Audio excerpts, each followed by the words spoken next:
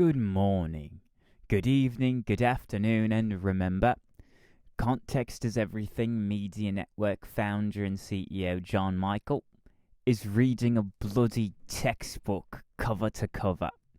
This is the second textbook that I'm reading cover to cover, and this textbook is from the year 1940. This is before the United States entered into World War II, and this is an American history textbook.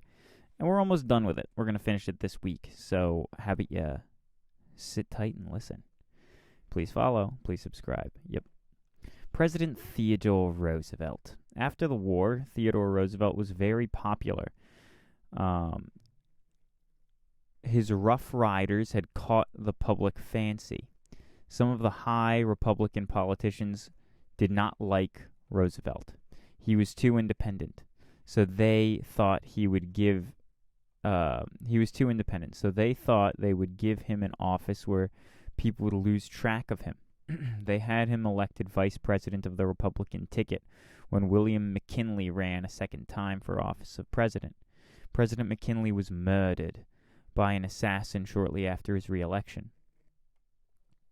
Not going to talk about that at all? Okay. Theodore Roosevelt succeeded to the office of the president. The politicians and others soon learned that that Theodore Roosevelt was determined to change some of the things in American life that he thought needed to be changed. Theodore Roosevelt's programs. One of the lessons taught by the Spanish-American War was the need for a canal across the Isthmus of Panama. The Isthmus is a narrow strip of land which connects North and South America, as shown on the map on page 468. You can look it up. When the war seemed certain, our battleship Oregon was on the Pacific coast. She was ordered to Florida. Sailing around America to the trip took 2 months, like going down beyond Chile, Argentina, and up and around,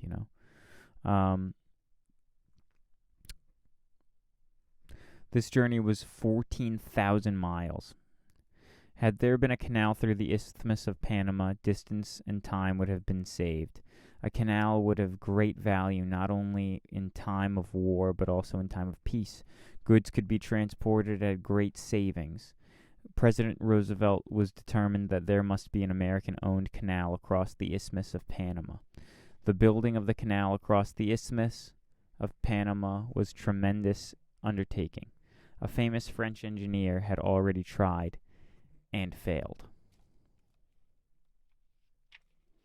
The Canal Zone. The French attempted to build a canal and had failed, partly because of sickness. The Canal Zone was one of the most unhealthful places in the world. The canal could not be built under such a bad condition. The United States Army doctor Major William C. Gorgas was sent to Panama. His job was to make a place safe for workmen and people who had lost. His job was to make the place safe for workmen and for people who would have to live there. The swamps were drained, mosquitoes and other pests were destroyed, and the supply of good water was provided. Gorgas did a very fine job, and actually digging began in 1904. 10 years later, the Panama Canal was completed. The Atlantic and Pacific Oceans were united. The water route between the eastern and western coasts of the United States was greatly shortened. Roosevelt and conservation. Our country is rich in natural resources, forest, minerals, plant, and animal life, and waterways are controlled natural resources. They are the wealth of the land as they are the gifts of nature. Unfortunately, Americans had been wasteful of these gifts of nature. Whole forests had been cut down and nothing done to replace them. Forest fires had wiped out large areas of timber. These fires, in many cases, could have been prevented. The terrible damage could have been lessened had there been proper forestry services. President Theodore Roosevelt set about to remedy this condition. He said the natural resources must be used wisely. The wise use of natural resources is conservation. Theodore Roosevelt was a good planner because he looked ahead and planned to have the natural resources wisely used.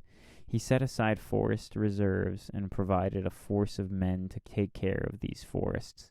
He determined that large tracts of forest be saved from the timberman's axe. Roosevelt also ordered that new trees be planted. Roosevelt and irrigation. Another problem which interested Theodore Roosevelt was irrigation. Irrigation means bringing water to lands that are dry and rainless. These were thousands of square miles of dry and useless land in the West. All this could be made productive with proper watering. Roosevelt strongly favored irrigation. The people agreed with him. Congress gave the necessary money. Dams were built across the river, and ditches dug to carry the much-needed water. Vast tracts of land that had before produced nothing but cactus had been now made fertile. One of the greatest of all irrigation projects was the Roosevelt Dam. I'm not sure about the Roosevelt Dam. I don't know if I've ever heard of that. Well, that's it for today. I'll see you tomorrow. God bless. Goodbye.